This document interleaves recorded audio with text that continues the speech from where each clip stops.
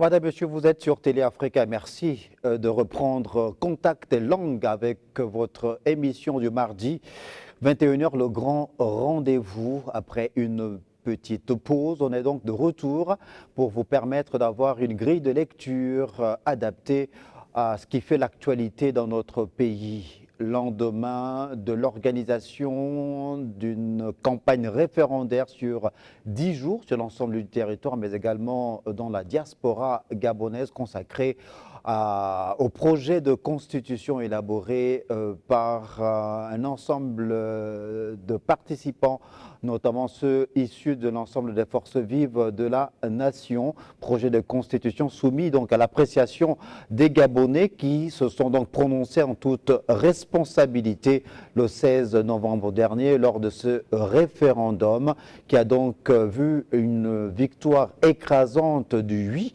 face au non, d'après les résultats rendus officiels par le ministère de l'Intérieur, des résultats qui seront examinés par la Cour constitutionnelle avant leur proclamation définitive. On retient donc cette victoire massive du oui face au non, plus de 91% pour 8% seulement récoltés par le camp du non. Quelles sont donc les raisons qui ont pu emmener à ce que les Gabonais, dans leur écrasante majorité, se prononcent pour le oui, notamment pour ceux qui se sont déplacés pour accomplir ce devoir civique? Comment peut-on expliquer l'abstention également, puisqu'il y a eu un taux révélé en ce qui concerne l'abstention? Quel sera donc l'avenir de ce projet de constitution, évidemment, dans un avenir à court et moyen terme?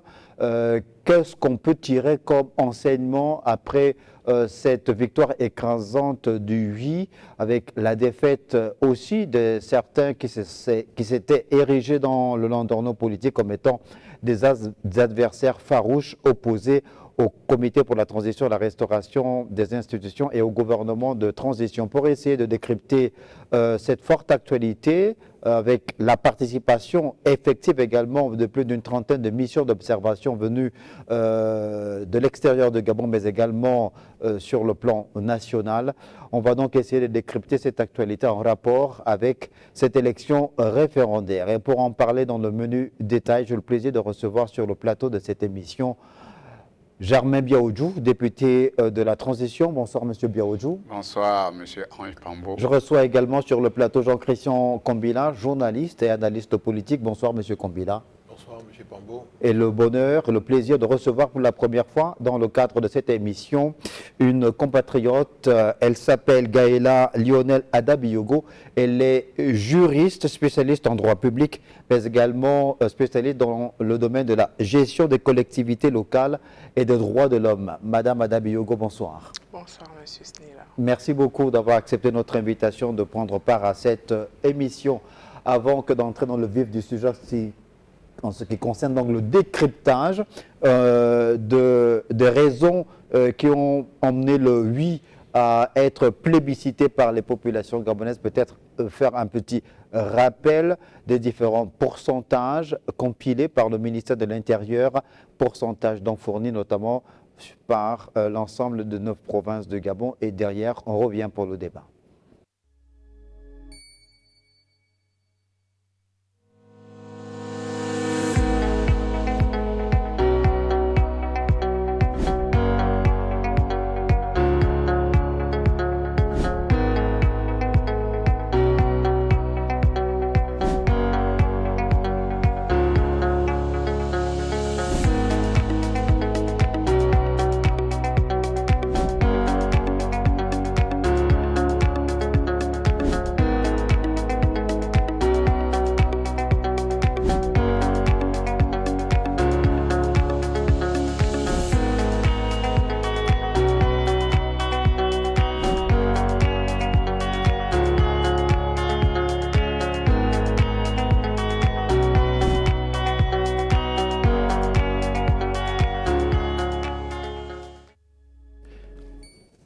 Voilà, ce sont donc ces résultats au lendemain de l'organisation de ce vote référendaire. Jean-Christian Kombila, le score, on l'a dit, certains ont même dit que c'était un score quasiment à la soviétique, plus de 91%, 8% seulement pour le non.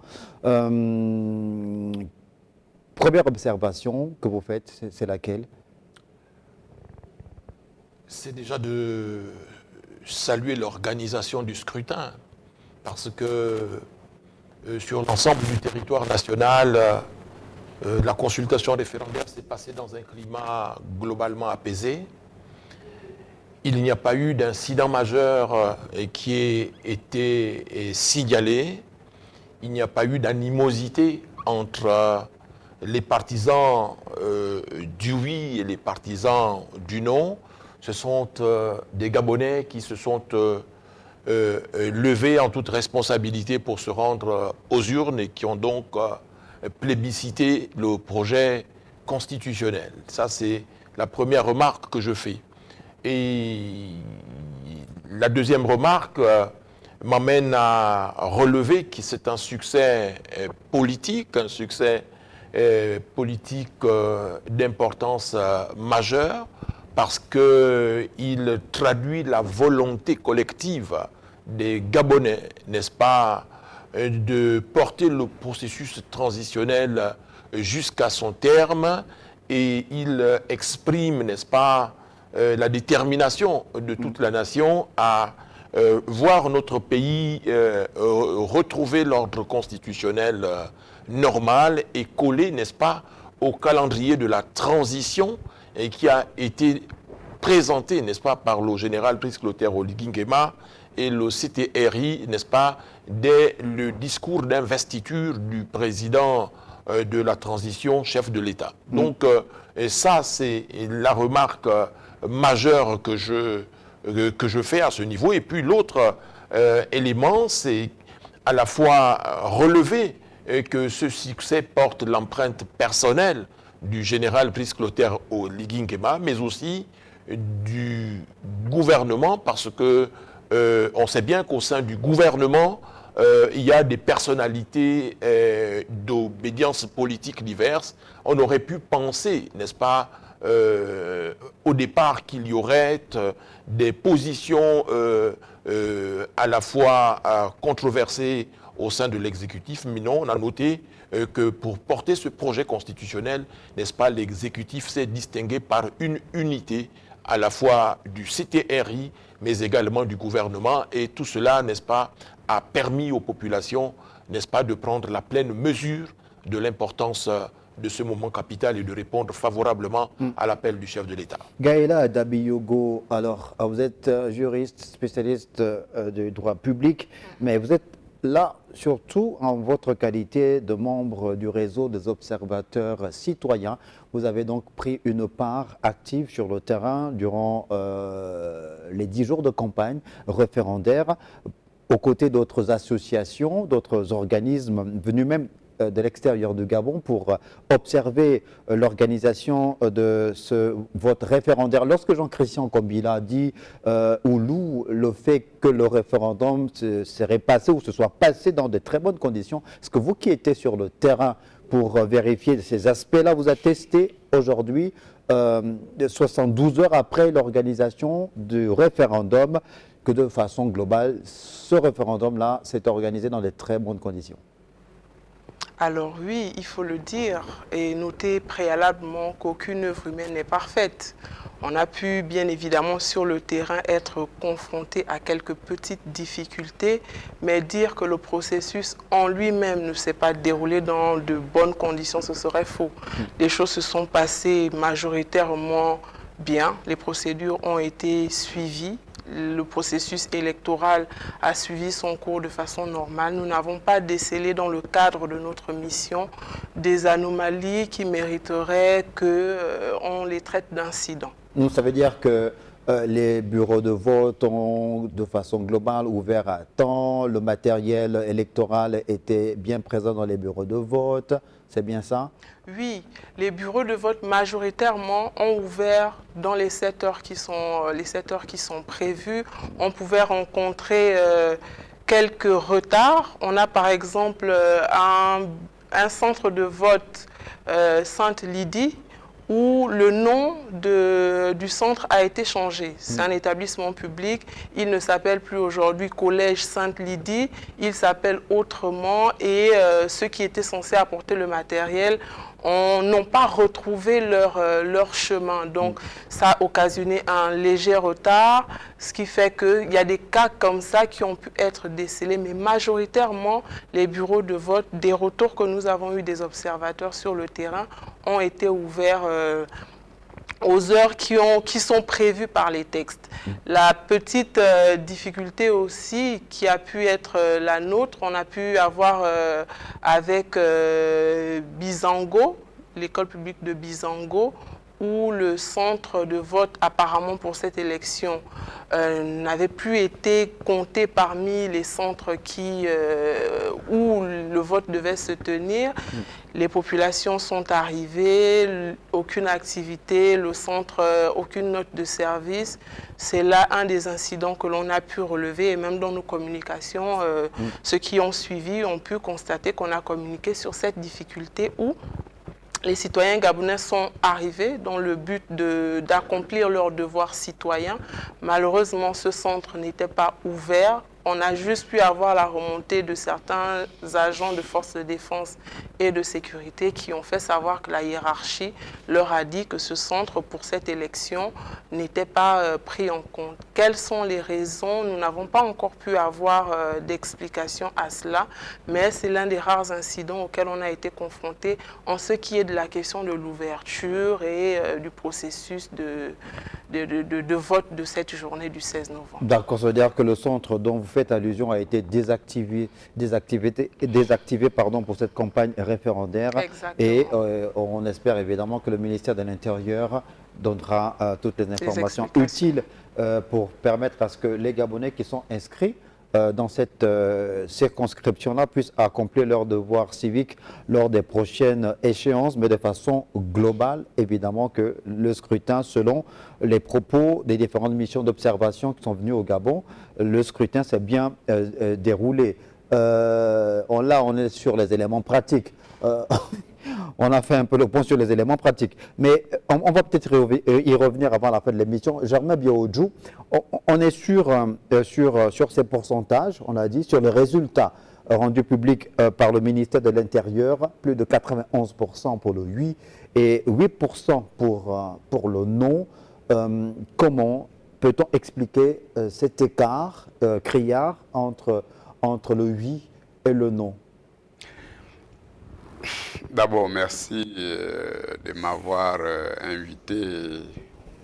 Je voudrais, avant de dire quoi que ce soit sur le pourcentage, louer l'effort des médias gabonais qui a accompagné le processus d'élaboration du texte constitutionnel jusqu'à son adoption le samedi 16 par voie référendaire, que ce soit les médias publics, il faut quand même le dire, toutes les chaînes publiques et les chaînes privées, et particulièrement aussi, il faut louer les efforts qui a été organisé par les réseaux sociaux, la presse en ligne pour vulgariser le texte. Maintenant, en ce qui concerne le pourcentage élevé qu'on enregistre depuis samedi soir, c'est que, comme nous le disions dans les précédentes éditions, le Gabon traverse une transition politique et que de ce fait, les Gabonais sont conscients de l'intérêt national qui consiste à sortir de cette situation d'inconstitutionnalité pour envisager le retour à l'ordre constitutionnel normal pour assurer le développement de leur pays. Donc, le référendum étant un vote citoyen, une consultation directe du peuple, le peuple gabonais s'est levé comme un seul homme pour pour dire oui au projet constitutionnel parce que en amont, le Gabonais avait fait des contributions et lorsque le texte est sorti des mains du gouvernement pour être versé à la place publique, beaucoup de Gabonais se sont reconnus dans la majorité sur les propositions préconisées au dialogue national, au comité constitutionnel national et à la constituante. Donc, c'est pour moi, si j'avais une analyse à faire, c'est vraiment la volonté du peuple gabonais de sortir de la situation d'inconstitutionnalité actuelle et de rassurer à la fois les partenaires au développement, parce que le Gabon est un pays ouvert au monde, les partenaires au développement au plan bilatéral que multilatéral, et pour que, bon, dans un an, si nous avons des moyens pour qu'on organise la première élection post-transitionnelle qui peut être la présidentielle à venir. Ça, c'est de façon globale. Maintenant, il faut regarder à l'intérieur de cette victoire la position des acteurs politiques. Déjà, nous avons, et M. Jean-Christian l'a souligné, la forte implication du président de la République lui-même, parce que la campagne n'a duré que 10 jours. Mais avant la campagne, le président de la République a fait le tour du Gabon pour présenter la nécessité de sortir de la situation d'inconstitutionnalité. Et donc, les Gabonais suivaient ces sorties, ces appels, sa sensibilisation directe, avec les dernières sorties avant le référendum, un appel à doter le Gabon d'une nouvelle constitution pour qu'on revienne à l'ordre constitutionnel. Et comme le disait Jean-Christian Kombila, le fait que le gouvernement a suivi de façon cohérente et conséquente l'appel du président de la République, parce qu'il n'y a pas eu de division au sein de l'exécutif. Nous avons vu le Premier ministre, qui était du moins le coordonnateur national pour le oui, parcourir l'ensemble du pays, ne serait-ce que donner des messages assez forts, la mobilisation au sein des capitales provinciales, accompagnées des coordinations nationales. Donc toute cette cohérence des acteurs a rassuré les populations, dont les résultats sont là. Voilà. Donc un exécutif soutenant ce projet, ça s'est traduit sur le terrain, évidemment, par l'implication des différents membres du gouvernement sur le terrain, chacun dans sa province, pour faire la campagne du 8 Jean-Christian Kombila. Ça n'a pas toujours été le cas au sein de toutes les formations politique. Notamment, on a bien vu que le parti Réagir, par exemple, a eu deux tendances lors de cette campagne référendaire, une tendance soutenant le oui et une autre soutenant le non. On a surtout été également marqué par ce revirement de dernière minute d'un front uni pour le non, qui finalement a soutenu ce projet de constitution-là dans les derniers instants même, avant l'ouverture officielle de la campagne. Alors quelle lecture vous faites de... Mais déjà, relever aussi qu'il y a eu au départ, chez ces partisans du non, une incompréhension que moi je qualifierais d'accidentelle, n'est-ce pas, de l'implication du président de la transition, chef de l'État, à promouvoir le projet de texte constitutionnel. Eux pensaient que le président devait observer une certaine neutralité, n'est-ce pas, par rapport à ce processus électif. Ce qui était une lecture totalement erronée. Le projet constitutionnel a été soumis au peuple par le président de la transition, chef de l'État, le général Brice Clotaire Oligui Nguema. Et le Gabon n'invente pas la roue en la matière. Dans les pays de grande démocratie qui nous servent d'exemple, par exemple la France en 1958, lorsque le général de Gaulle, n'est-ce pas, a proposé la constitution actuelle en vigueur en France, au peuple français, le général de Gaulle avait prononcé un discours qui reste d'une grande actualité le 4 septembre 1958, dans lequel il avait clairement demandé au peuple français, n'est-ce pas, de se prononcer en faveur du oui. Donc le président Oligui Nguema a fait le tour du Gabon pour expliquer aux populations l'intérêt, n'est-ce pas, de doter notre pays d'une nouvelle constitution. Je me souviens qu'à Gamba, n'est-ce pas, à la place de l'indépendance, le président Brice Clotaire Oligui Nguema a expliqué aux populations du département de Ndougou que la restauration des institutions passe justement par l'adoption d'une nouvelle constitution. Et donc le peuple a entendu ce discours fort du chef de l'État, et donc le peuple a suivi, n'est-ce pas, l'appel du chef de l'État. Maintenant, les acteurs politiques qui étaient positionnés au sein du Front du Non, n'est-ce pas, ont aussi vécu une belle démonstration, n'est-ce pas, du chef de l'exécutif à promouvoir la démocratie. Il a reçu, n'est-ce pas, la forte délégation des partisans du non. Il a donc, lui, le chef de l'État, en compagnie des membres du CTRI, eu un dialogue franc avec ces acteurs politiques en leur expliquant, n'est-ce pas, l'intérêt national de voir notre pays se doter d'une nouvelle constitution. Au sortir donc de cet entretien, de cette audience que le chef de l'État leur a accordée, ces compatriotes-là ont raisonnablement, n'est-ce pas, modifié leur position et opté, n'est-ce pas, pour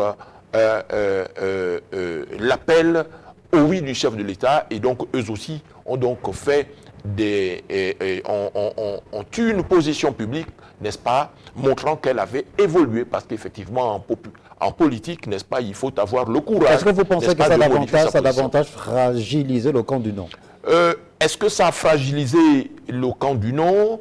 Je ne dirais pas ça, parce qu'il n'y a pas de position statique en politique. Mais ce qu'il faut relever, c'est que ces acteurs politiques-là, n'est-ce pas, ont été convaincus par la vision présidentielle et ont donc décidé d'aller sur le terrain pour dire à leurs partisans, n'est-ce pas, que le chemin que présentait le président de la République, que proposait le chef de l'État est le meilleur chemin qui vaille pour notre pays, pour notre nation, n'est-ce pas, en vue de restaurer la confiance avec les partenaires bilatéraux et les partenaires multilatéraux, et donc pour devenir, n'est-ce pas, une nation pleinement intégrée dans le concert des nations civilisées. Donc, moi je pense qu'il n'y a pas un procès, n'est-ce pas, à faire à ces acteurs politiques-là.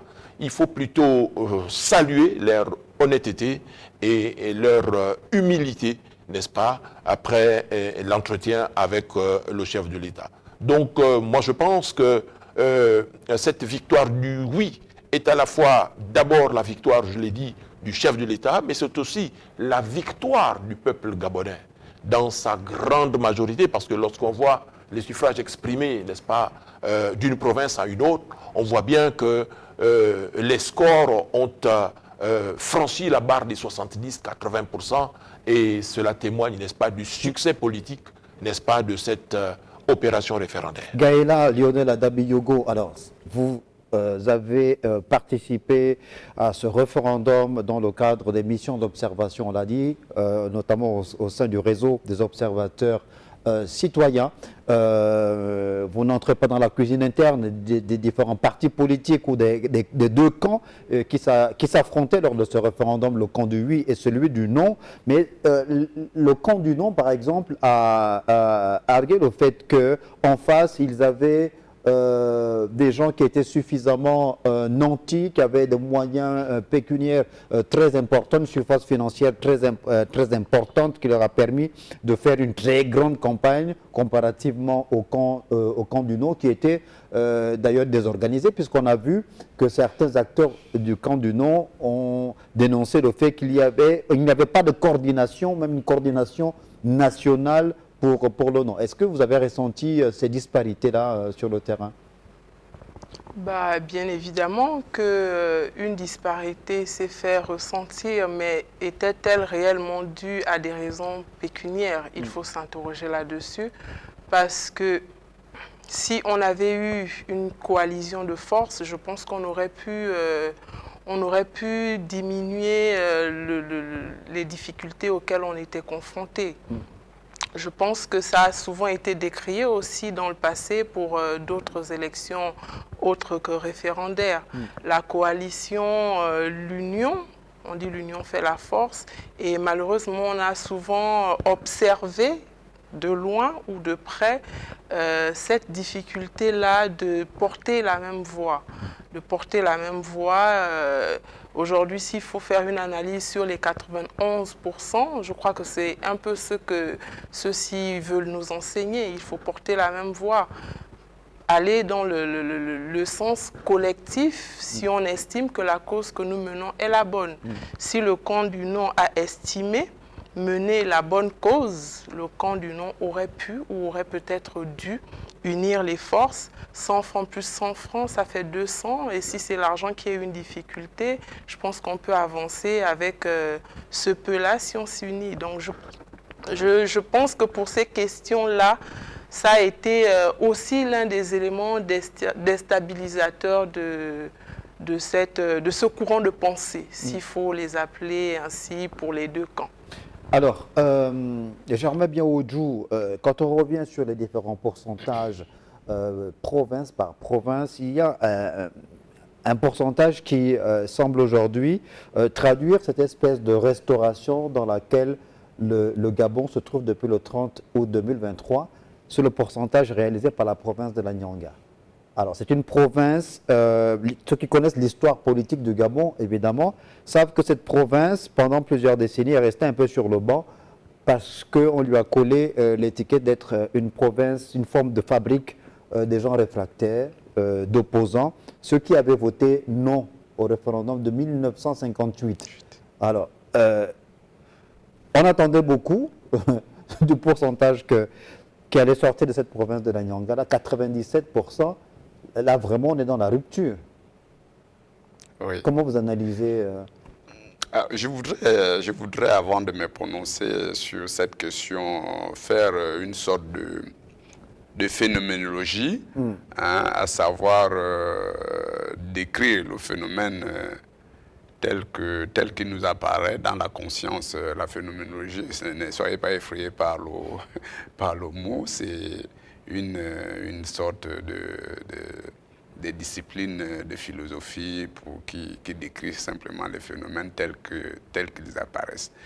Et on ne peut pas regarder de façon globale le score du oui sans le comparer au score du non. Alors, donc, il faut regarder le non de façon objective. La première difficulté du non, c'est qu'il n'y a pas eu de porteur véritable. On a eu à la veille quelques porteurs, quelques personnalités connues sur la place politique nationale, particulièrement l'ancien Premier ministre Alain-Claude Billy-Bizet, qui s'est clairement détaché pour porter à la place publique quelques réserves sur la Constitution. Mais ces sorties n'étaient pas organisées de façon politique, en instaurant un rapport de force et accompagné par les autres acteurs du non. Et nous avons regardé, par exemple, les autres porteurs du non, tels que le vénérable Yama, qui, dans sa démarche, consistait à se soustraire du nom de l'ancien Premier ministre, disant que oui, son nom est plus objectif que le nom de l'ancien Premier ministre qui faisait l'analyse du texte en montrant les limites. Et donc, déjà, cette incohérence au niveau des porteurs du nom. Et comme le disait l'observateur tout à l'heure, à ce niveau déjà, les partisans du non partent avec un rapport de force très affaibli.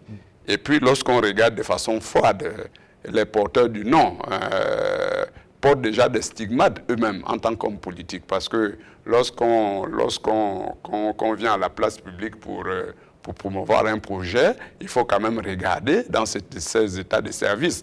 Parce qu'il y a le discours politique, mais il y a aussi les états de service. Parce que ce sont les mêmes Gabonais qui observent la politique depuis un bon bout de temps, et particulièrement depuis ces dernières années jusqu'à la fin du régime, dont moi-même j'ai été membre. Donc à ce niveau, sur le plan même de la perception, sur le plan même de la considération des acteurs, les porteurs du nom ne pouvaient pas avoir les faveurs des Gabonais parce que effectivement il y a l'exigence de bilan personnel, le bilan institutionnel en tant qu'ancien teneur du régime.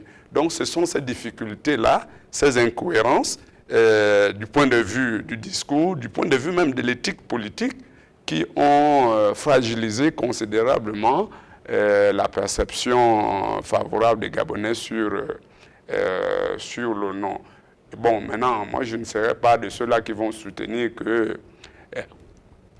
les acteurs du oui ont eu des moyens, ou bien utilisé les moyens de l'État pour imposer le oui, parce que moi j'étais coordonnateur d'une zone, et je vous dis, par rapport aux échéances passées dont moi-même j'ai pris part, j'ai été coordonnateur d'une zone, le district d'Mvadi, pour la présidentielle de 2016. J'ai été moi-même candidat du Parti démocratique gabonais en 2018. J'ai été moi-même coordonnateur de la présidentielle des locales et des législatives en 2023. Donc je connais un peu la mobilisation en matière de moyens, des moyens financiers et roulants qui ont été déployés. Donc, mais cette fois-ci, il n'y a pas eu une mobilisation des moyens importants pour imposer quoi que ce soit. Parce que la fragilité de ces débats pourrait venir du fait qu'on veut toujours montrer que les Gabonais ne votent que parce qu'il y a des moyens pour acheter leur conscience. Cette fois-ci, il n'y en a pas eu.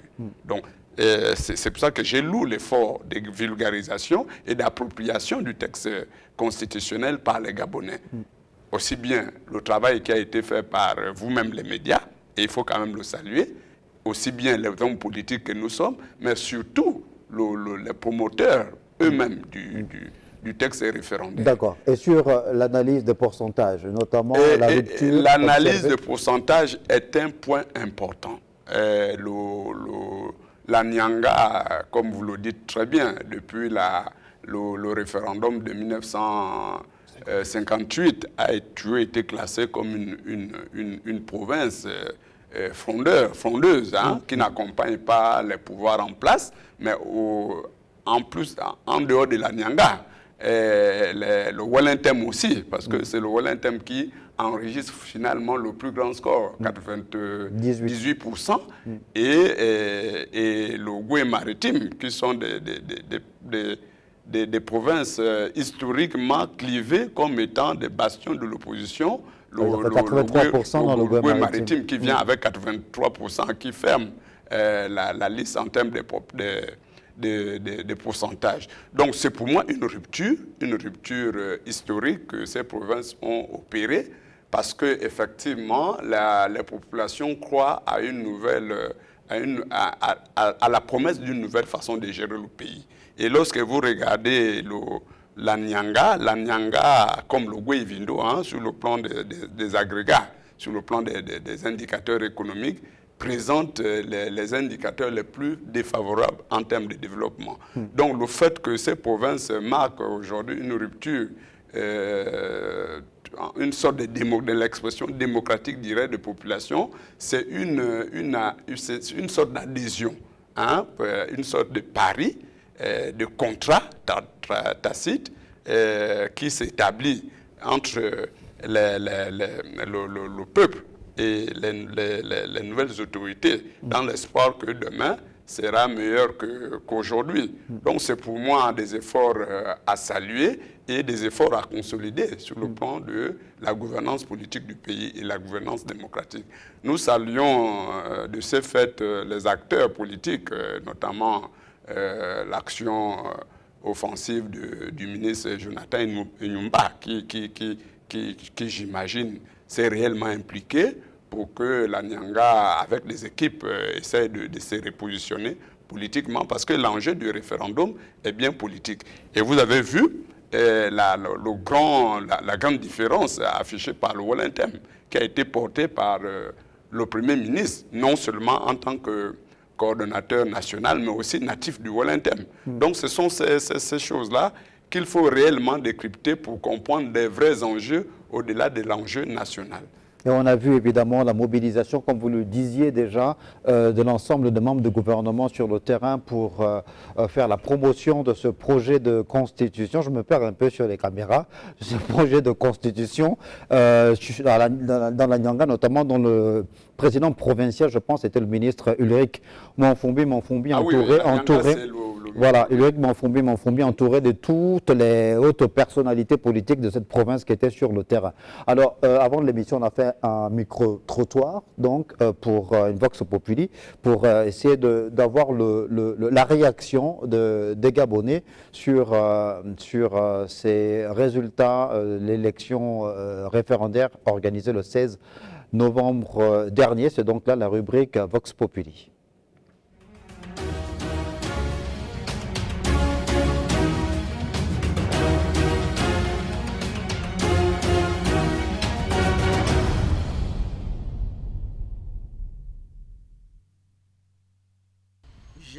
Nous sommes très contentes.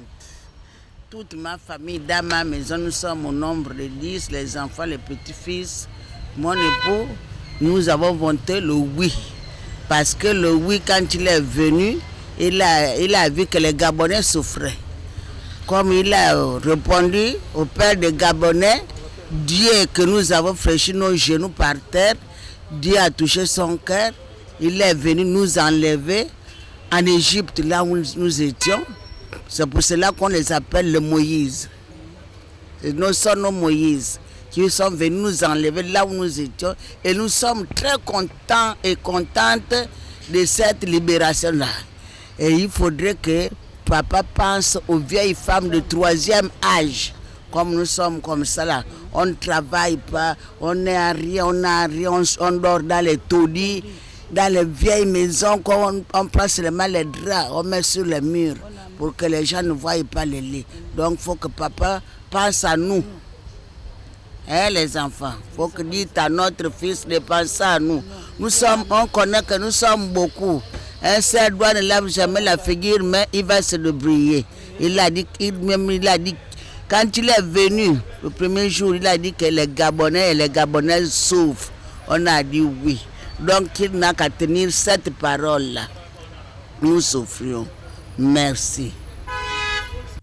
Bien, personnellement, j'ai été très heureux de ce que ce scrutin se soit passé dans des conditions, dans la discipline, dans l'ordre, malgré les différences de pensée des uns et des autres. Bon, le résultat, je ne sais pas si tout le monde est d'accord. Tout le monde ne partage pas le même point de vue. Moi, j'ai voté oui. Et je pense que ça nous amènera, d'ici demain, à nous comporter de manière différente par rapport au comportement que nous avions hier et qui nous a amenés à poser des actes parfois négatifs. Mais l'avenir, à mon avis, il risque d'être merveilleux.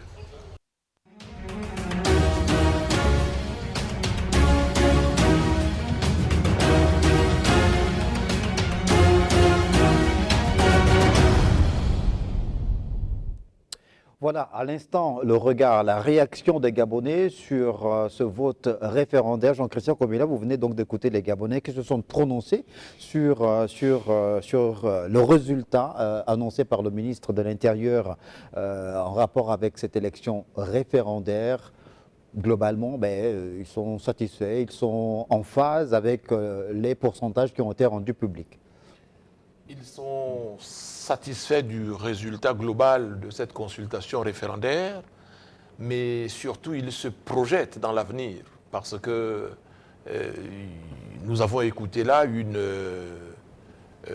électrice, n'est-ce pas, du 3e âge qui interpelle le président de la transition et qui interpelle l'exécutif, n'est-ce pas, pour une prise en compte par les politiques publiques, n'est-ce pas, qui vont être déployées par le gouvernement, n'est-ce pas, des conditions de vie des Gabonais. Et le projet constitutionnel qui a été voté massivement par les Gabonais, si l'on s'en tient à la fois aux déclarations des participants à la constituante, mais aussi à l'intelligentsia qui a pris le soin d'expliquer, n'est-ce pas, dans le détail ce texte constitutionnel aux populations. C'est une constitution qui protège le Gabon, n'est-ce pas? C'est une constitution qui traduit la volonté de notre pays d'avoir la pleine souveraineté sur son potentiel économique pour promouvoir le développement économique et social, pour promouvoir le développement durable. C'est une constitution qui protège les Gabonais, n'est-ce pas, et qui donne la possibilité à la société civile d'être actrice du développement, d'être actrice de la vie sociale et démocratique de notre pays. Et donc, les populations expriment leur satisfecit en prenant en compte tout le projet démocratique qui est contenu dans la nouvelle constitution, avec la perspective d'alternance, et donc qui oblige, n'est-ce pas, les gouvernants en fonction et ceux qui viendront plus tard, n'est-ce pas, à obtenir des résultats dans leur action quotidienne, n'est-ce pas, pour aider les populations. Donc, ce satisfecit-là aussi illustre l'attachement des populations à la personne du président de la transition et au CTRI. Et tout à l'heure, l'honorable Biaoudjou parlait de la crédibilité des acteurs politiques, n'est-ce pas, qui a été une équation politique quasi insoluble, n'est-ce pas, qui s'est posée aux partisans du non. Mais là aussi, la crédibilité des acteurs s'est aussi posée dans le camp du oui, parce que les populations ont regardé au-delà des acteurs qui servaient d'interface entre le projet constitutionnel et elles, pour voir la personne du chef de l'État, n'est-ce pas, et qui elle-même était porteuse de ce projet constitutionnel. Et donc ça, c'est important à relever, car nos populations, aussi bien dans la Nyanga que dans le Goué-Vindo, aussi bien dans l'Angounié que dans le Goué maritime, même dans le Wellington et dans l'estuaire, ces populations-là sont allées librement voter, en toute conscience et en toute responsabilité, sans céder à l'achat des consciences. Et ça, c'est la grande nouveauté de cette consultation référendaire. Et ceci est à mettre à l'actif, justement, des autorités de la transition qui ont placé les responsabilités, les populations face à leurs responsabilités. Gaëla Lionel Adabiyogo, alors en 2023, par exemple, lors de l'organisation des élections générales, il y avait une forme de charpe de plomb au-dessus des Gabonais. Ces élections générales de 2023 ont été organisées dans un contexte de crise sociale, un contexte tendu. Est-ce que là, en tant qu'observateur, quand vous étiez sur le terrain avec vos équipes, qu'est-ce que vous avez observé chez les Gabonais? Est-ce que vous avez remarqué une sorte d'envie exprimée par ces Gabonais qui se sont déplacés pour aller accomplir leurs devoirs civiques? Alors, vous avez déjà fait une forme de comparaison entre 2023 et 2024 ici, sachant que les enjeux n'étaient pas les mêmes. Et là, il faut dire que le référendum est un enjeu qui n'est pas aussi bien connu que lorsque l'on va voter un visage. C'est déjà à souligner. Donc, quand on parle d'engouement, le Gabonais recherche premièrement le visage. auxquels il faut s'attacher. Et là, on a eu le visage du président de la transition, porteur du projet de constitution qui était mis justement à l'honneur.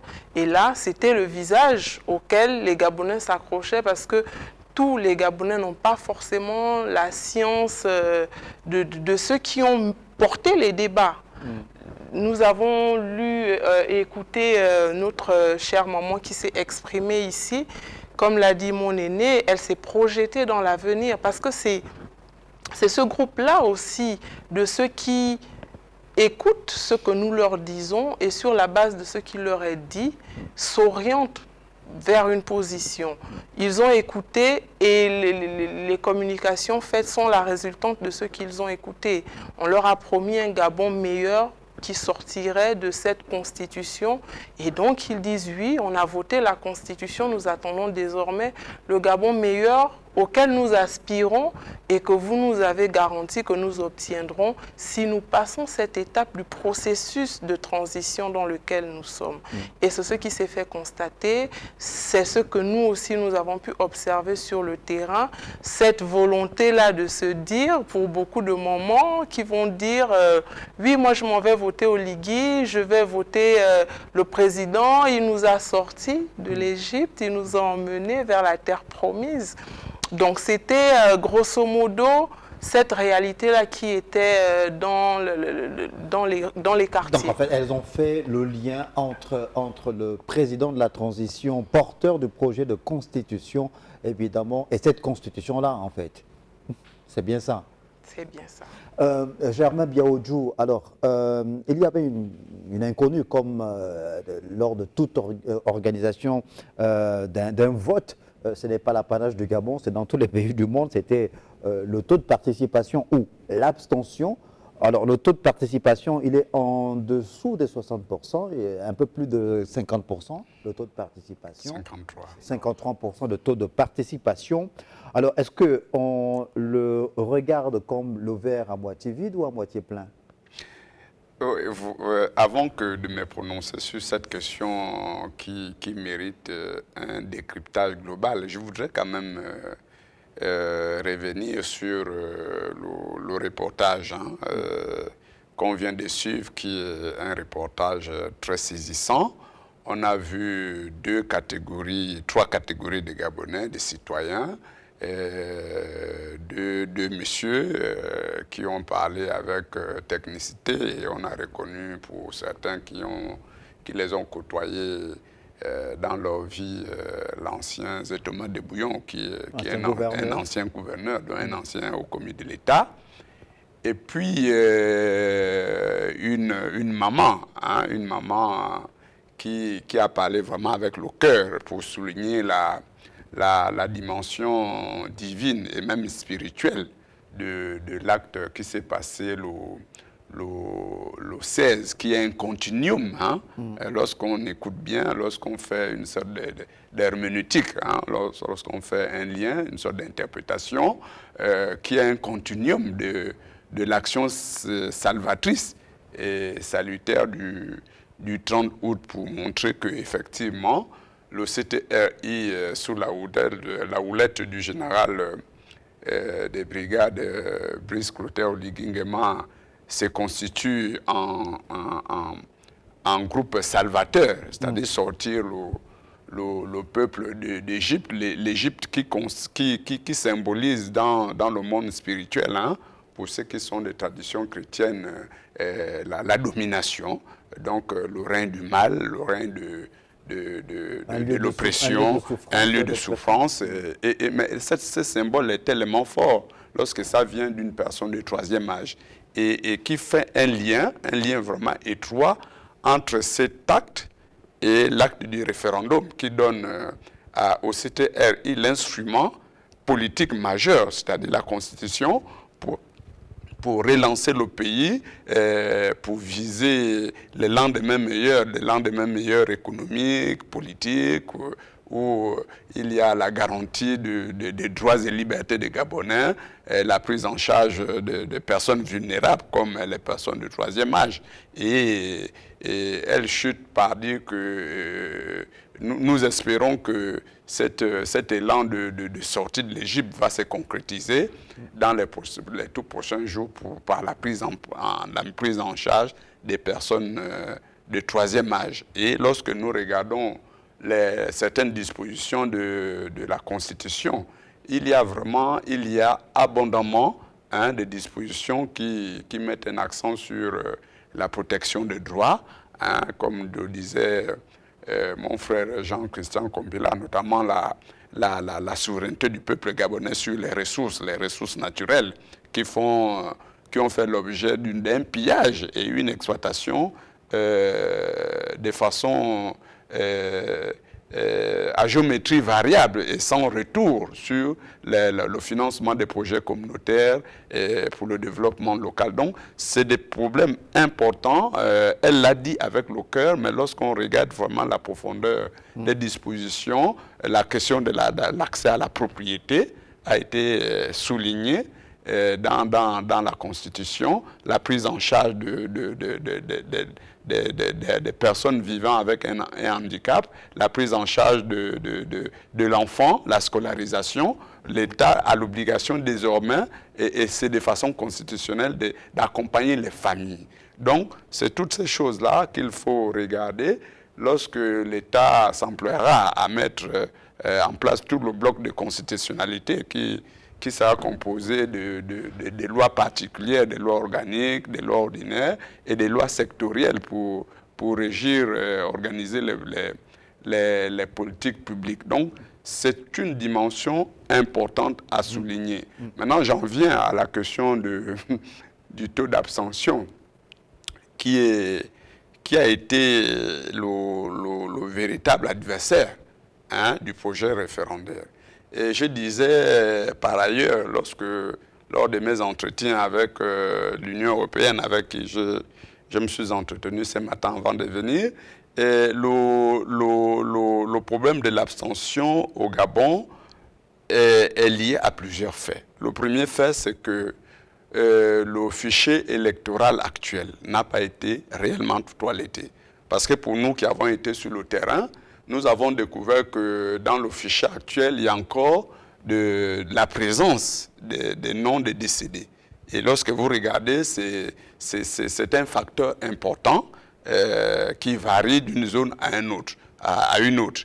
Et il y a aussi que ce fichier n'a pas été réellement toiletté parce qu'il y a eu beaucoup de transferts des électeurs, c'est-à-dire lors des élections de 2023. Beaucoup de citoyens ont été inscrits sur la base des ambitions des hommes politiques, notamment les ambitions des hommes politiques de l'ancien régime qui avaient l'accès à l'administration, et beaucoup habitant les grandes villes, notamment Libreville, cette fois-ci n'ont pas eu la possibilité de se rendre dans les localités les plus reculées du pays parce que n'ayant pas de moyens. Et c'est là où l'expression démocratique s'est vraiment exprimée. Donc les délégations, les coordinations du oui comme du non n'ont pas eu assez de moyens parce que, la plupart n'étaient pas ces hommes politiques de l'époque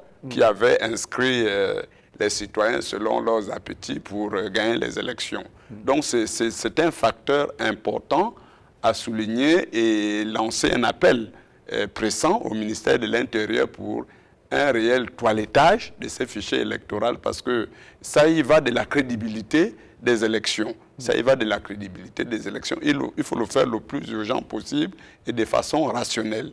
Parce que ça, c'est un point important à souligner. Et nous voyons que le taux d'abstention est pratiquement voisin du taux de participation. Donc, c'est un pourcentage, c'est un delta assez faible qui sépare les 53% et de 47-48% du taux d'abstention. Jean-Christian Kombila, le toilettage du fichier électoral dont parle Germain Birodjo a toute son importance au regard, évidemment, de futures échéances électorales qui se profilent à l'horizon. Selon le calendrier de la transition, je crois que la révision du code électoral devrait avoir lieu début de l'année 2025. Le ministère de l'Intérieur a donc là la matière pour pouvoir apprêter ce fichier électoral qui va être la base sur laquelle les Gabonais vont s'exprimer une fois de plus pour ce qui est des prochaines élections. Oui, il y a là de la matière pour le ministère de l'Intérieur, mais il y a là aussi de la matière pour le ministère de la Communication et même pour la haute autorité de la communication, parce que il va falloir déjà tirer les leçons de façon objective, n'est-ce pas, de cette abstention et de ce taux de participation au cours de cette consultation référendaire. Il faut faire ce travail-là parce que la communication électorale a toute son importance. Tout à l'heure, en off et même en début d'émission, l'honorable saluait le travail qui a été accompli par les médias en vue de la vulgarisation du texte constitutionnel. On est tous d'accord qu'une campagne de 10 jours n'est pas forcément suffisante, n'est-ce pas, pour pouvoir toucher toutes les couches de la société. Mais il y a eu ce travail qui a été fait en amont, non, ce travail de communication qui a été effectué pendant la période de pré-campagne et qui a joué un rôle important et qui a contribué, n'est-ce pas, au positionnement plus ou moins objectif des uns et des autres. Et donc, ce travail de toilettage de la liste électorale est à accomplir. Les populations ont besoin d'être édifiées. Ce travail de communication et d'explication, n'est-ce pas, des enjeux de la nouvelle République qui va arriver après la transition est important à partager aux populations parce que, encore une fois, le CTRI a impulsé une dynamique, n'est-ce pas, d'appropriation par les populations du texte constitutionnel. Jamais auparavant, les populations n'ont autant débattu sur le projet constitutionnel dans les quartiers. Jamais auparavant, on a observé une telle soif, n'est-ce pas, de compréhension du texte constitutionnel et de tous ces enjeux par les populations. Et donc, il y a le débat sur la Constitution a permis de voir que les populations gabonaises ont besoin d'être politisées, n'est-ce pas, pour pouvoir se prononcer en connaissance de cause. Et donc, ce travail-là doit être fait pour renforcer la participation. Parce que c'est vrai, on peut dire que le taux de participation n'est pas considérable. On peut dire qu'il y a l'abstention, mais au-delà de tout ça, n'est-ce pas, il y a une participation citoyenne, n'est-ce pas, au processus référendaire. Il suffit de se rendre dans les quartiers pour voir le niveau de discussion entre les gens. Il suffit d'aller sur la toile pour observer les échanges qu'il y a dans les différents forums. Sur les plateaux et sur les plateaux de télévision et des radios. Donc, vraiment, cette participation citoyenne, n'est-ce pas, a connu un déclic au cours de ce processus référendaire. Il faut renforcer ce travail-là, il faut l'intensifier, n'est-ce pas? Il faut donner les moyens aux médias privés, comme Télé Africa, pour pouvoir être utile, n'est-ce pas, à cette noble cause nationale. Il faut donner les moyens, n'est-ce pas, aux acteurs de la société civile pour promouvoir une communication d'influence positive au bénéfice de la population. Bref, il faut réinventer, n'est-ce pas, les mécanismes de participation traditionnels pour que ces débats que l'on a vus sur les médias publics ne soient pas seulement le fait des moments électoraux, mais qu'ils poursuivent cette dynamique positive de participation citoyenne et de démocratisation de notre pays. Mobilisation sur le terrain de la société civile, notamment regroupée au sein du réseau des observateurs citoyens, des observateurs qui ont d'ailleurs été reçus en audience par le président de la transition, Brice Clotaire Oligui Nguema. Je vais introduire donc la rubrique reportage.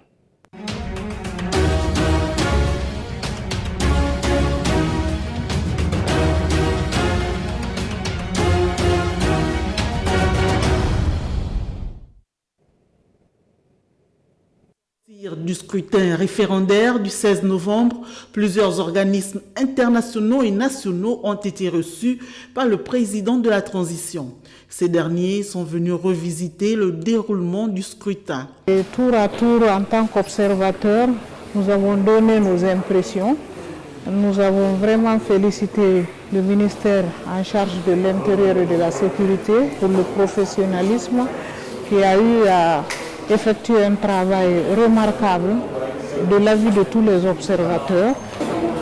Il y a eu vraiment des avancées significatives en termes de principes démocratiques, en termes de liberté de certains droits fondamentaux dans cette nouvelle constitution que nous avons eu à saluer sur le fond. Nous avons constaté qu'il s'est déroulé dans le calme. Nous avons apprécié, noté la maturité politique des Gabonais que nous avons également transmis, en tout cas au président de la République. Et tout ceci sera consigné dans le rapport de l'Union africaine qui sera soumis aux autorités afin que l'on puisse prendre en compte un certain nombre de recommandations pour les prochaines étapes de la transition. L'élection référendaire transparente du 16 novembre s'achève sur une note positive dans l'ensemble qui a permis aux différents organismes de constater le professionnalisme et la promptitude de l'organisation jusqu'à la délibération des résultats. Une première au Gabon. Donc nous venons ici féliciter les autorités pour avoir organisé l'écosystème adéquat pour que ces élections référendaires se déroule dans la quiétude, dans la paix. Au niveau de la transparence du vote, au niveau du professionnalisme du vote, parce que nous qui avons déployé et avions été sur le terrain, et nous avons bénéficié d'une accréditation de toutes les organisations justement qui se sont déployées différemment du passé et qui a fait en sorte qu'il y ait plus de transparence, qu'il y ait une sérénité qui fait qu'aujourd'hui, personne ne peut contester les résultats qui ont été annoncés par le ministre de l'Intérieur justement parce que c'est le fruit du professionnalisme. Avec le chef de l'État, nous avons donc fait le tour pour lui signifier, et lui et au gouvernement gabonais, que la transition est en marche et qu'elle se porte très bien avec le référendum qui a été organisé samedi. Nous qui avons observé, nous avons fait une observation assez satisfaisante parce que nous n'avons pas remarqué quoi que ce soit de très difficile. Nous avons vu une bonne organisation du ministère de l'Intérieur sur le plan matériel, sur le plan pratique. Nous avons vu une bonne sécurité dans les bureaux de vote, autour des centres de vote. Et nous avons vu une maturité du peuple gabonais qui s'est exprimé librement dans la transparence totale. Et donc vous connaissez les résultats dont nous sommes sûrs aussi qu'il n'y a pas de contestation. À l'issue de cette rencontre, des recommandations ont été faites en vue de consolider le processus électoral futur. Avec près de 92% pour le oui, cette étape pour plusieurs observateurs est présentée comme un tournant majeur pour la démocratie dans notre pays. Voilà, Gaëla Lionel Adabiyogo, membre du réseau des observateurs citoyens. Vous étiez, on l'a dit, sur le terrain durant ces 10 jours de campagne, et notamment au moment du pic, le 16 novembre, donc jour du vote. avant d'aborder des questions pratiques en termes d'organisation, revenons un peu sur la qualité du débat. La qualité du débat sur les réseaux sociaux, sur les plateaux de télé, à la radio. Les deux camps, le camp du oui et du non. Comment vous, observateurs, vous avez pu apprécier la qualité de ce grand moment de démocratie vécu au Gabon durant ces 10 jours de campagne? Alors, vous l'avez dit, grand moment de démocratie. Je pense que c'est le terme approprié pour faire une analyse de cette situation. La démocratie, c'est ce qui a primé lors des 10 jours de campagne, lorsque l'on a donné la possibilité aux deux camps de s'exprimer de façon libre et transparente. Il n'a pas été question de privilégier une opinion face à une autre. L'opportunité est là encore. Vous avez déjà été félicité ici pour le travail abattu en tant que média. Il faut le reconnaître, laisser l'opportunité à tout un chacun d'exprimer les raisons pour lesquelles il opterait pour une position ou pour une autre. En tant qu'observateur, ça fait partie des éléments que nous étions censés justement pouvoir analyser. Est-ce que nous sommes réellement dans ce processus de démocratisation quand nous savons d'où nous venons et que nous savons que à une époque, mettre des chaînes de télévision gabonaises, c'était aller dans un seul sens. L'objectivité n'était pas toujours à la portée des citoyens gabonais. Et là, on a eu la possibilité de voir des partisans du oui qui défendaient leur cause, des partisans du non aussi, qui défendaient leur cause, de sorte à laisser les Gabonais qui n'avaient pas forcément la lecture facile de tout ce qui était en jeu à ce moment, de s'orienter pour une partie ou pour une autre. On a eu l'opportunité de voir sur des plateaux de télé des articles du texte de la Constitution qui étaient lus, parce que beaucoup n'ont pas forcément pris le temps de lire l'intégralité. Donc, à travers ces débats, il y a eu aussi une forme d'éducation, il y a eu une forme de sensibilisation des populations, des citoyens gabonais, une forme de possibilité pour eux de s'orienter sur une idée, une approche ou une autre. Et ça, c'est louable, ça a été observé et ça fait partie des choses qui ont été relevées dans notre rapport. Et puis il y a évidemment tous ces éléments qui ont été mis en relief par le ministère de l'Intérieur, qui est le principal architecte de l'organisation de cette élection référendaire, notamment en ce qui concerne les mesures de sécurité. Les Gabonais, vous avez observé, ils ont voté dans de très bonnes conditions, dans le calme. Il n'y a pas eu d'intimidation, non? Non, non. Contrairement aux années antérieures, nous n'avons pas relevé d'altercation dans les centres et bureaux de vote. Les forces de défense et de sécurité étaient présentes. Bon, on pouvait rencontrer quelqu'un qui se plaindrait de ce que la personne qui passe devant lui sans savoir que peut-être la personne était là avant et elle est allée peut-être prendre un sandwich. Donc oui, vous êtes encore dans ces histoires. Donc il y a eu des petits éléments comme ça qui ne manqueront certainement jamais, parce que c'est un peu ça la particularité des sociétés dans lesquelles nous évoluons. Mais à proprement dit, nous n'avons pas eu d'incident majeur. Comme vous avez pu le constater dans les observations qui ont été faites, même par des observateurs internationaux venus d'horizons divers, nous n'avons pas constaté dans l'observation faite sur le terrain d'incidents qui puissent faire l'objet de retours négatifs de cette élection. J'aimerais bien, Odjou, alors, les partis politiques, notamment ceux de l'opposition, avait crié au loup lorsque on avait révisé la loi 7/96 portant dispositions communes en rapport avec l'organisation des élections au Gabon, lorsque cette loi-là a conféré au ministère de l'Intérieur la paternité d'organiser les élections dans notre pays. Ils avaient crié au loup. Et là, on a finalement constaté que le ministère de l'Intérieur s'en est plutôt bien tiré. Alors, c'était un débat très âpre, ce fut un débat très âpre, aussi bien dans les réseaux sociaux que même au sein du Parlement, lorsque nous avons reçu pour examen et adoption le projet de loi modifiant la loi sur les dispositions communes à toutes les élections politiques au Gabon. Et lorsque le gouvernement avait proposé de sortir les partis politiques, parce que estimant qu'on ne peut pas être juge et parti, dès lors que les partis politiques, de façon constitutionnelle, concourent au suffrage universel, concourent au suffrage universel par leur participation aux élections, beaucoup d'acteurs politiques s'étaient illustrés par la dénonciation. Et à l'épreuve de faire aujourd'hui, le gouvernement a eu raison de le faire parce que nous venons d'organiser pour la première fois, je l'espère, une élection référendaire où il n'y aura pas peut-être un contentieux électoral. Parce qu'effectivement, les conditions de transparence y sont. L'administration est désormais propriétaire exclusive de l'organisation des élections.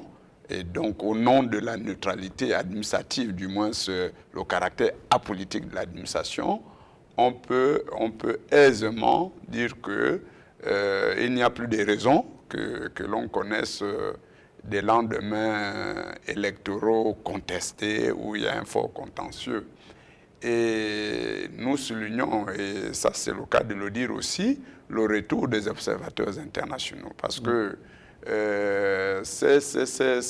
ces retours est informé par une petite histoire. Parce que, notamment en 2016, les observateurs de l'Union européenne avaient été heurtés par l'État gabonais lors de cette élection. Et ce qui a fait que les dirigeants de l'époque, après 2016, avaient pris la décision de ne plus de sortir les observateurs internationaux, bien nationaux, de la loi électorale, aussi bien de la loi électorale que de la Constitution.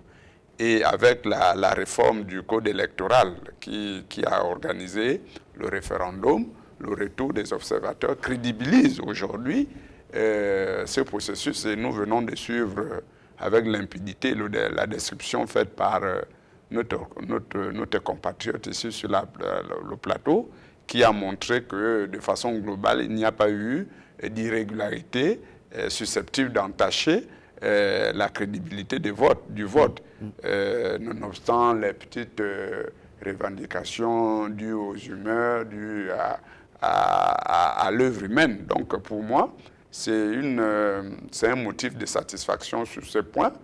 Et nous espérons que dans les tout prochains jours, le gouvernement prendra des textes assez importants, notamment sur le plan politique, parce que nous avons une nouvelle constitution. Il faut réformer la loi électorale immédiatement pour organiser les prochaines élections. Parce que la loi électorale actuelle a été faite pour organiser le référendum. Il faut maintenant prendre une nouvelle loi électorale pour la conformer à la Constitution. Et c'est ce qui fera le bloc de constitutionnalité, notamment la loi électorale, la loi particulière régissant l'organisation de la présidentielle et des autres élections. Donc je pense qu'on peut se satisfaire de ces observations faites par le ROC, le réseau des observateurs citoyens. Jean-Christophe Kobila, autre élément non moins important dans le cadre de l'organisation de cette élection référendaire, du moins pour ce qui est du volet consacré aux résultats qui ont été rendus publics par le ministère de l'Intérieur, ce que les Gabonais ont été agréablement surpris 24 heures après d'avoir le résultat des élections. Oui. 24 ans, on dit bien 24 heures après.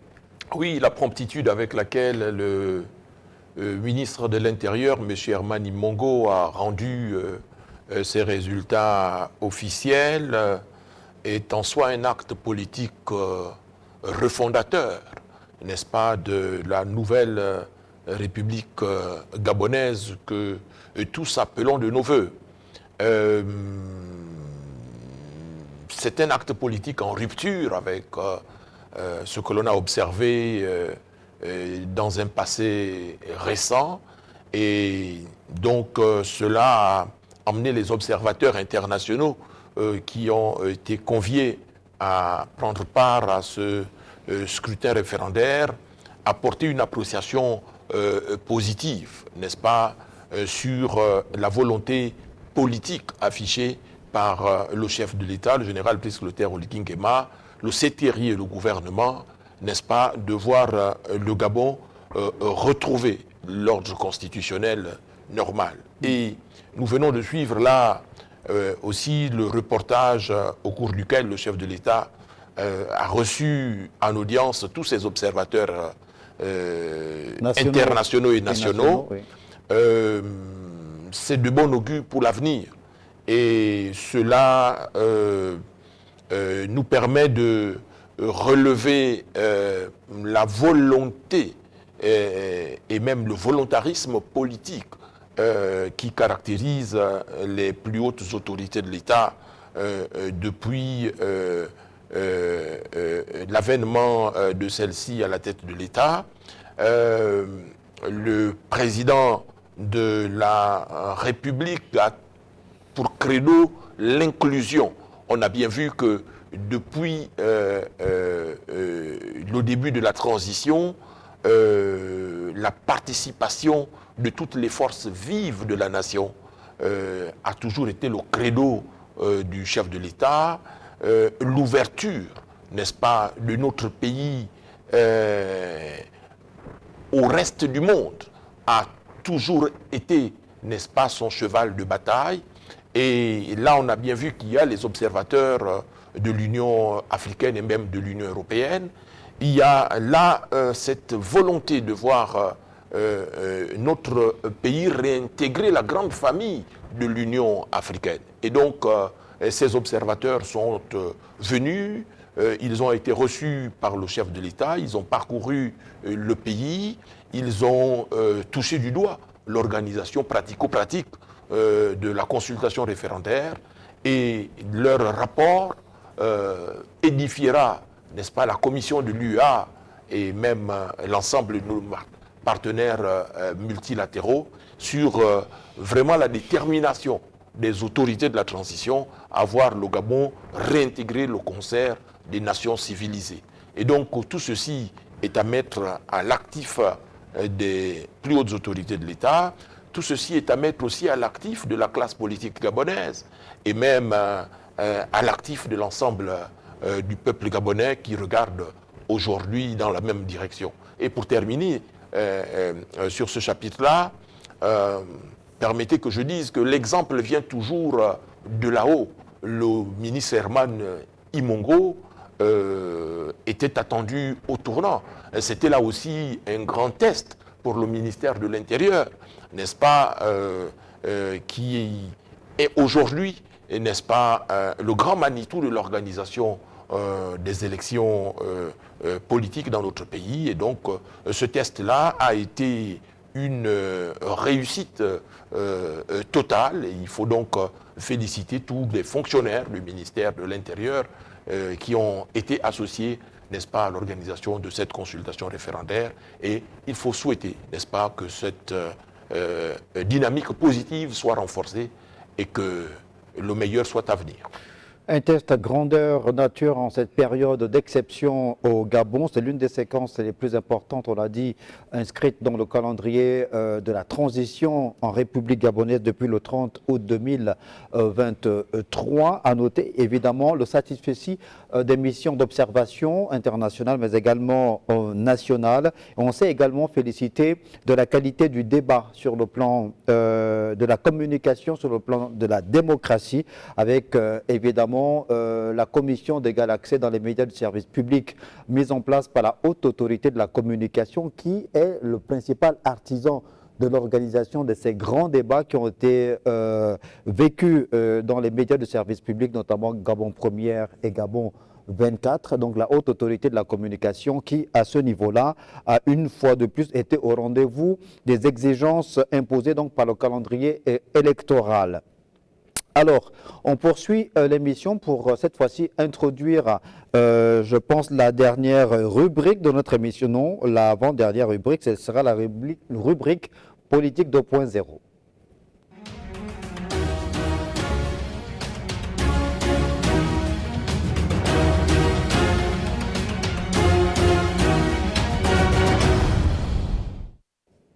Voilà la rubrique politique 2.0. Nous sommes allés, comme à l'accoutumée, sur les réseaux sociaux. Je pense sur TikTok, qui est un réseau social très prisé par les acteurs politiques gabonais, là pour aller chercher la réaction de celui qui s'est défini comme étant le porteur du non lors de cette élection référendaire, l'ancien Premier ministre Alain-Claude Billy-Binze. Se sont engagés à améliorer la gouvernance, ils viennent d'échouer. Ils se sont engagés à faire mieux que le pouvoir qu'ils ont chassé, ils viennent d'échouer. Ils se sont engagés à donner aux Gabonais de quoi être fiers de ce pays. Aujourd'hui, c'est le déshonneur qui entache leur uniforme. Parce que cette élection, c'est le déshonneur de l'armée gabonaise. Et je suis navré de le dire, ceux qui ont fait ça entachent la totalité de l'armée gabonaise. Et je connais des militaires qui ne sont pas d'accord avec ces chiffres qui ont été annoncés, qui ne représentent rien, qui ne reflètent rien, qui ne sont pas la réalité de notre pays. Et ça, ils doivent entendre raison et reculer tant qu'il est encore temps.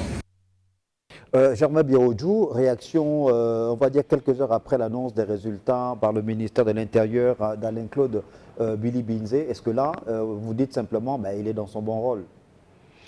Bon, je ne dirais pas que ce serait simple que de le dire ici. Non, je pense que l'esprit démocratique voudrait que lorsque les élections ont été bien organisées pour la première fois, de façon transparente, avec toutes les garanties de crédibilité, il faut quand même avoir l'humilité de saluer la bonne tenue de ces élections et accepter tout simplement le verdict des urnes. Parce que au-delà de la vulgarisation du texte par tous les réseaux, par les médias, il se trouve que le référendum, même tant bien que c'est un vote citoyen qui n'est pas partisan, est quand même une élection. Parce qu'il y a eu les partisans du non, tels que l'ancien Premier ministre, qu'on n'a pas vu parcourir l'ensemble du territoire, avec des moyens dont il dispose, les moyens financiers, humains, matériels, avec une équipe qui l'a accompagné. Moi, je ne sais pas si on a vu l'ancien Premier ministre avec des équipes assez offensives dans le Wellington, dans l'Angounier, dans la Nyanga, dans le Goué maritime, et même dans le Goué Vindo. Je pense que on n'a pas vu l'ancien Premier ministre, du moins les partisans du non, faisant le terrain pour aller solliciter de façon directe l'approbation de leur projet par les Gabonais. Donc, au-delà du simple fait de dire qu'il est dans son bon droit, ce serait simple que de le faire. Ce qu'il faut savoir, c'est que la politique, c'est une affaire du rapport de force. Et il s'est trouvé que le président de la République, qui a fait la commande politique de doter le Gabon d'une nouvelle constitution, a déployé un rapport de force qui a marché et qui a séduit les Gabonais, non seulement à cause du caractère libérateur de l'acte du 30, mais aussi les actes qui ont succédé, les actes politiques, les actes à caractère économique. Donc tout ça, c'est suivi par les Gabonais. Et la conséquence, c'est que les Gabonais pensent à un nouvel espoir politique. Et la condition pour que cet espoir soit périn, pour que le Gabon ne soit plus vu comme une zone à risque, c'était de se doter d'une constitution pour organiser la vie publique à travers le retour à l'ordre constitutionnel qui va débuter sûrement par l'organisation de la présidentielle prochaine. Donc, c'est pour moi, une réaction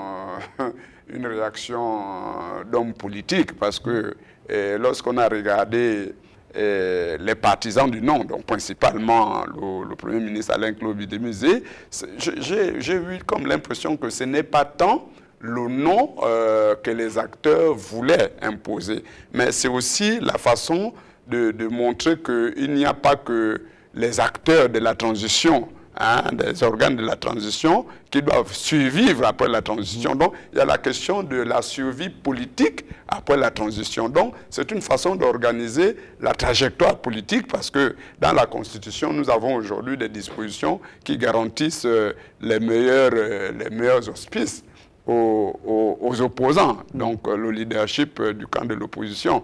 Donc il y a aussi cette question de la trajectoire politique après la transition qu'il faut prendre en compte, notamment.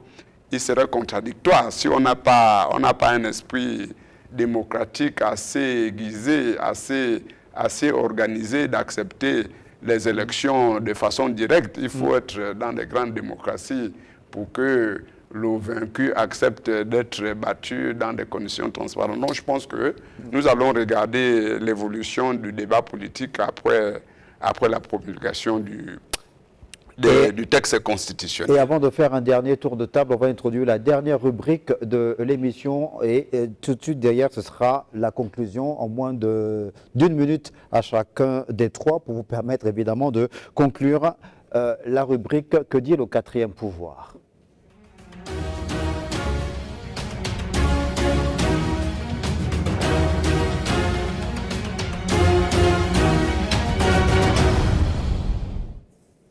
Que dit le quatrième pouvoir? C'est une forme de revue de presse, donc le regard des médias internationaux et nationaux sur l'organisation de ce référendum en République gabonaise. On a fait le tour de la toile afin de vous permettre d'avoir une idée de ce qu'ont dit ces médias internationaux. Merci de nous mettre à l'écran, s'il vous plaît. Merci beaucoup.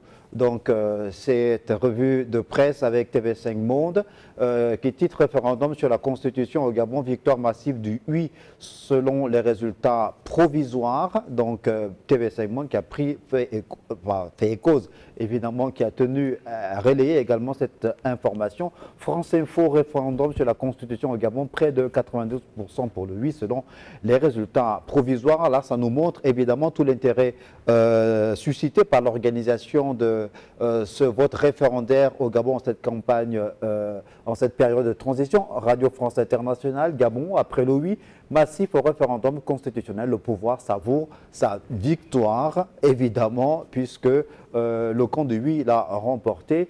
Et puis France 24 aussi, qui est allé de son analyse, de son point de vue sur l'organisation de ce référendum. Référendum sur la Constitution au Gabon, victoire massive du oui selon les résultats provisoires. Voilà, donc c'était les médias internationaux. Et puis il y a des médias au Gabon. Gabon, la nouvelle Constitution approuvée par référendum. En gros, on constate évidemment que cette élection a été une très grande actualité qui a donc fait en sorte que, ou permis que les médias internationaux et nationaux s'intéressent évidemment à la couverture médiatique de ce grand moment de l'histoire de la République gabonaise. Alors, un dernier tour de table avant de mettre un terme à l'émission. Honneur aux dames. Gaëlan, Lionel, Adam Yogo, quelle peut être votre conclusion pour cette émission en rapport évidemment avec la thématique qui portait sur le décryptage des résultats de ce référendum organisé le 16 novembre dernier? Alors, en conclusion, parce que je suis d'abord là en ma qualité d'observateur, il sera question de nous féliciter pour les conditions dans lesquelles nous avons eu à tenir cette élection référendaire, interpeller quand même le ministère de l'Intérieur sur l'amélioration de quelques points, parce que nous avons quand même la question de l'enrôlement préalable qui, je pense aussi, a affaibli la participation des Gabonais, étant donné que celle-ci s'est faite en même temps que l'enrôlement du NIP et la communication n'a pas été fluide pour les citoyens gabonais, ce qui fait que beaucoup pensaient qu'il y aurait une phase encore où ils seraient appelés à aller se faire inscrire sur les listes, ce qui n'a pas été le cas. Beaucoup de citoyens auraient aimé pouvoir aussi renforcer soit le oui ou le non, mais n'ont pas pu le faire. Donc il serait bon d'aménager tout cela nous tenons compte de ce que le temps n'a pas forcément permis un certain nombre de choses. Et l'œuvre humaine, comme je l'ai dit, étant imparfaite, nous sommes en plein processus d'amélioration. Nous sommes en train de tous travailler ensemble pour améliorer les conditions de vie des Gabonais et le fonctionnement du système politique gabonais. Il faut féliciter les uns et les autres, il faut féliciter les médias, il faut féliciter les politiques, il faut féliciter les observateurs que nous sommes. Et la société civile. Et la société civile, tout le monde a mis du sien. C'est la preuve de ce que tout le monde a pris conscience de ce que le Gabon est le nôtre et pas celui de quelqu'un d'autre et que nul autre que nous ne sera appelé à le faire. Jean-Christian Kombila, votre conclusion en moins d'une minute, s'il vous plaît. Mais cette victoire est à la fois la victoire du chef de l'État qui a été le principal porteur du projet constitutionnel. Elle est aussi la victoire du Comité pour la transition et la restauration des institutions qui a restauré les libertés fondamentales dans notre pays et singulièrement la liberté d'expression et la liberté de la presse. Elle est la victoire du peuple. Elle est aussi... elle traduit la volonté de notre pays de s'insérer dans le concert des nations civilisées en se dotant de cette nouvelle constitution. Je voudrais saluer aussi, pour terminer, le professionnalisme des médias à la fois internationaux et nationaux qui ont apprécié la conduite du processus référendaire en témoignant de ce que le oui l'a massivement emporté et que le scrutin référendaire s'est déroulé dans d'excellentes conditions. Maintenant, il faut se dire qu'à partir du moment où ce pari a été gagné, donc le Gabon redevient attractif, et redevenant attractif, n'est-ce pas, le Gabon sera de plus en plus fréquentable et la prochaine élection qui se profile à l'horizon, donc l'élection présidentielle, sera donc massivement suivie par la presse internationale et par les médias internationaux. Cela interpelle nos responsables pour donner les moyens à la presse privée, en l'occurrence à TV Africa, pour que vous soyez à la hauteur des enjeux de demain. Merci beaucoup pour votre conclusion, Jean-Christian Kombila. Germain Biaodio.